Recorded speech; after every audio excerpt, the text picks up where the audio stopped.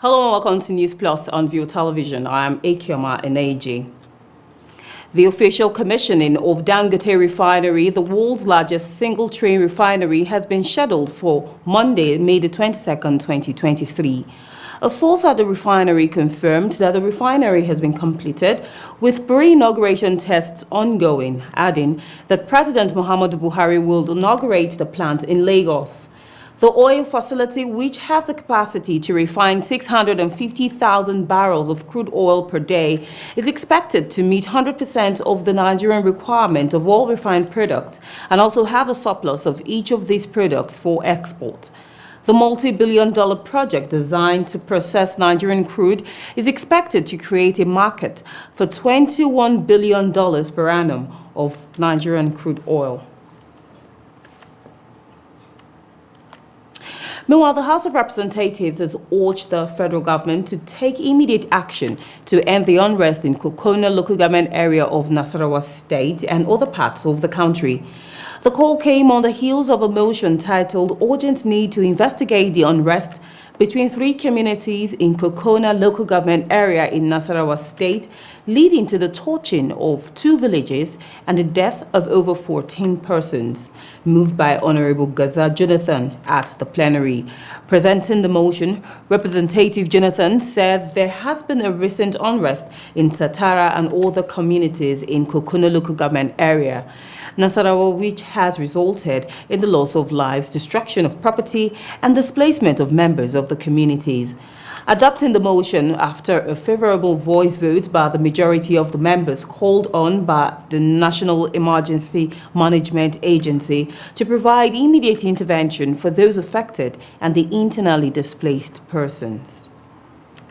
There has been a recent unrest in Tatara and 2 other communities in Kokona local government of Nasarawa State, which has resulted in the loss of lives, destruction of properties, and displacement of members of the communities.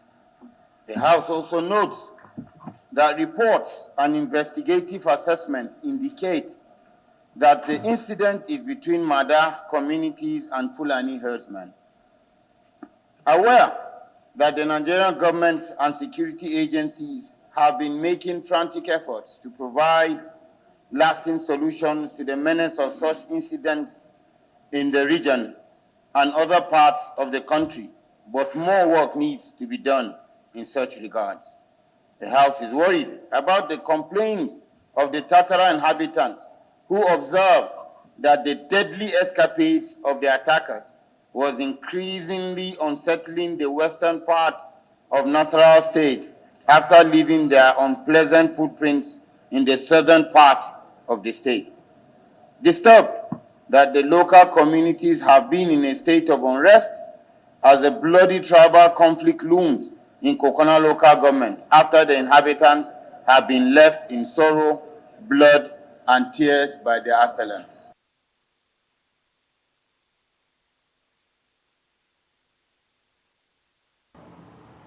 The Nigerian President-elect Bola Ahmed Tinubu has congratulated the newly crowned British monarch King Charles III. Tinubu, in a congratulatory message, expressed confidence that the British King Charles III would follow in the glorious footsteps of his late mother and even surpass her achievements in the United Kingdom and the Commonwealth. He said the splendor of British monarchy and the rich tradition came to the fore again on Saturday, and the world literally came to a standstill as he was crowned the British king with the appellation of King Charles III. Tinubu added that as president-elect of the Federal Republic of Nigeria, he also hopes that during King Charles's reign, the excellent bilateral relationship between Nigeria and Britain will continue and even become stronger in the interest of the two countries. Meanwhile, scores of prominent Nigerian leaders bid farewell to Pa Abraham Joseph Diri, the father of Bayelsa State Governor Senator Doye Diri, at Sampo local government community in Kolkuma Opoma local government area. The attendees included Vice President Yemi Osibajo and his wife Dolapo, former President Chief Olusegun Obasanjo, and Dr. Goodluck Jonathan, along his wife Dame Patience, ex-Vice President Atiku Abubakar, and the former National Chairman of the People's Democratic Party, Dr. Iyocha Ayu, and the Labour Party presidential candidate in the last election, Peter Obi, as well as state governors and governors-elect. Chief Obasanjo, in his goodwill message delivered by Vice President Osibanjo, described Padiri as an exemplary teacher, a lay reader, and a community leader who gave his children a proper upbringing. The former Nigerian leader noted that the late Diri's reward as a teacher came not just through his son, Senator Diri, but attracted so many notable Nigerians to St. Paul to celebrate a humble teacher. As part of preparations for the 2023 Hajj, the National Hajj Commission of Nigeria has met with stakeholders in the aviation industry and as well as air carriers at the Hajj House Conference Hall in Abuja. The meeting was to shore up arrangements instrumental to seamless Hajj airlift. The council chairman Hassan disclosed steps already taken by the Commission to curtail drawbacks in the airlift once it commences. He also gave the good news that President Muhammadu Buhari has graciously agreed to a 65% waiver on aviation charges to the air carriers. To ensure ceaseless supply of Jet A fuel, the Commission chairman said the Commission has made arrangements with Nigerian National Petroleum Company Limited and advised the carriers to meet the NNPCL for briefing and perfection of the arrangement.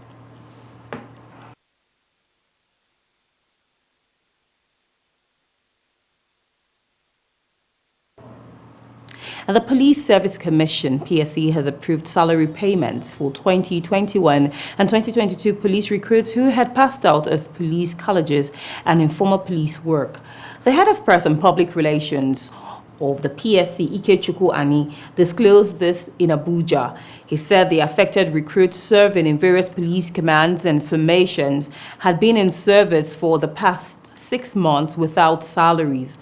And he said the approval for the salary payment was in the interest of the national security, anchored on the need to amicably resolve the lingering issues of recruitment between the PSC and the Nigerian police force. The PSC spokesperson said the issue had occasioned untold hardship on the police constables, adding that the decision was also in response to outcry and appeals from Nigerians that the 2021-2022 police recruits were yet to be enrolled into the integrated payroll and personnel information system. The Socio-Economic Rights and Accountability Project, SERAP, at the weekend filed a contempt suit against the federal government of Nigeria and Abubakar Malami, the Attorney General of the Federation and Minister of Justice, over failure to recover over 40 billion naira double pay and life pensions from former state governors who were serving as lawmakers and ministers. Justice Ogunto Imbo of the Federal High Court sitting in Lagos had in November 2019 ordered the federal government to recover life pensions collected by former state governors serving as ministers and members of the National Assembly. However, the administration of President Muhammadu Buhari had failed to implement the judgment. In a statement signed by SERAP Deputy Director Kolawole Oluwadari, SERAP said it is unacceptable to take the court, which is the guardian of the justice in the country, for a ride. He added that a democratic state based on the rule of law cannot exist or function if the government routinely ignores or fails to abide by court orders. And the Chief of Army Staff, Lieutenant General Farouk Yahaya, says troops of the Nigerian Army must continually train in order to maintain the level of operational successes recently recorded in decimating criminalities in the country. The Chief of Army Staff was speaking at the closing ceremony of the Nigerian Army Interformations Combat Company Cross-Country Competition 2023, held at the Small Arms Range Miango in Jos Plateau State. He noted that to be successful during operations, troops must be fit, have endurance, and be combat ready to face the adversaries, adding that was the essence of the combat competition. Commending the organizers of the competition for adhering to the prescribed standard of military exercise, the Chief of Army Staff expressed optimism that the lessons learned from the combat competition will go a long way to improve not only the performance of the troops in future, but also serve as a means to enhance troops' physical and mental well-being towards successes in their future military expenditures. And the police in Delta State have arrested a two-man gang who specializes in robbing residents who make huge withdrawals from commercial banks in Asaba and other parts of Delta State. Command Image Maker Bright Adafe, in a statement, said a police crack team acting on a tip-off arrested a two-man gang in the premises of Association of Senior Civil Servants of Nigeria while attempting to break into his house after they trailed a man from a New Generation bank. Adafe identified the suspects as Izuchukwu Aniebwe and Kingsley Unduka. According to Edafe, the gang trailed the unsuspecting victim after he left a New Generation bank along Nebisi Road, but luck ran out on them while attempting to break into the victim's car in his house. He disclosed that the suspect confessed to being members of a syndicate that specializes in trailing customers after making withdrawals from banks.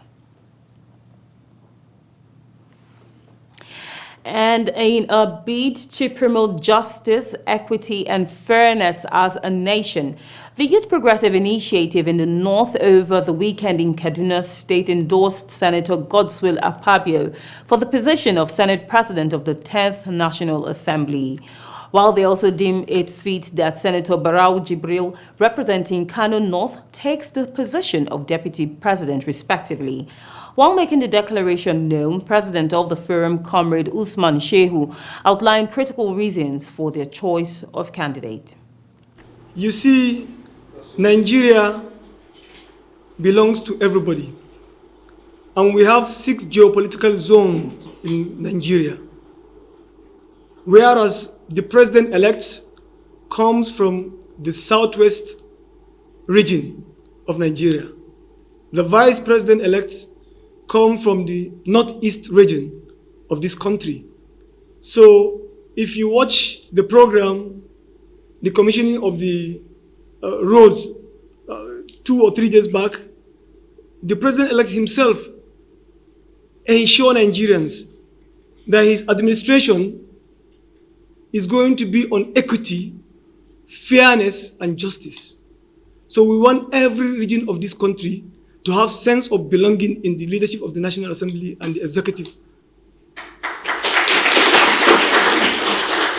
So, whereas the president and the vice president-elect come from the 2 geopolitical zones of Nigeria, we believe it will be good, this Senate presidency, to shift to the south-south of the Federal Republic of Nigeria, whereas the Deputy Senate President should zone to the northwest zone of the Federal Republic of Nigeria.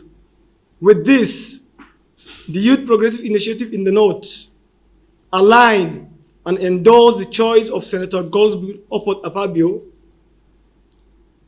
as the 10th President of the Senate of the Federal Republic of Nigeria, and Senator Jibril Barau as the 10th Deputy Senate President of the Federal Republic of Nigeria. We want Nigeria to look Nigeria. We don't want Nigeria to look like a regional or tribal or ethnicity government. You understand? Let everyone of Nigeria has sense of belonging.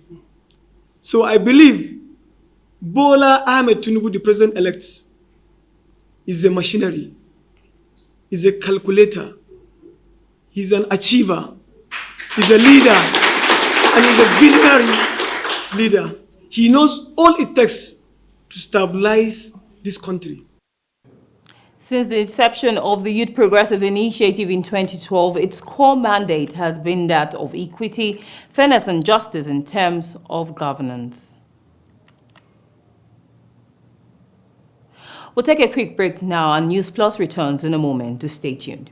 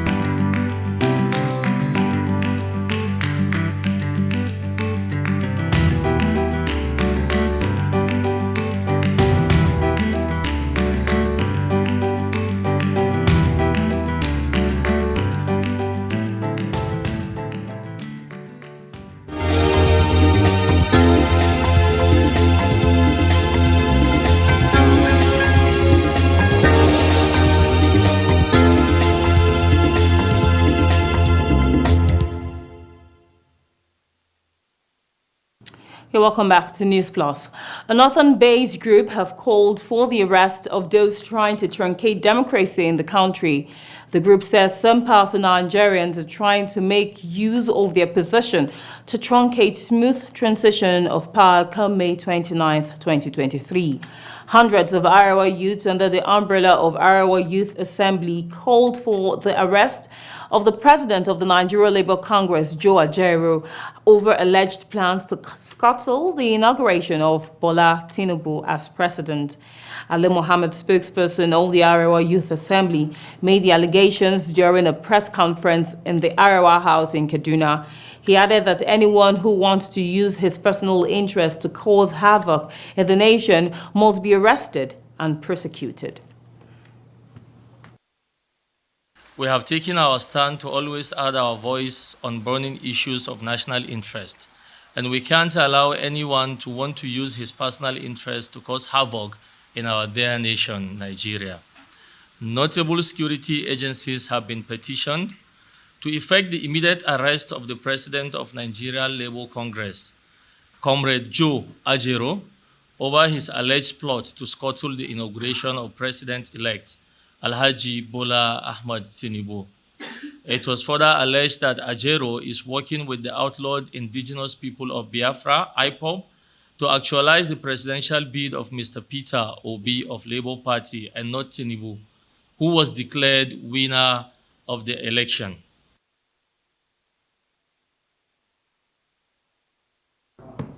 The group also said they have written a petition to the Inspector General of Police and other security agencies on the same subject matter, which includes corruption, amongst others.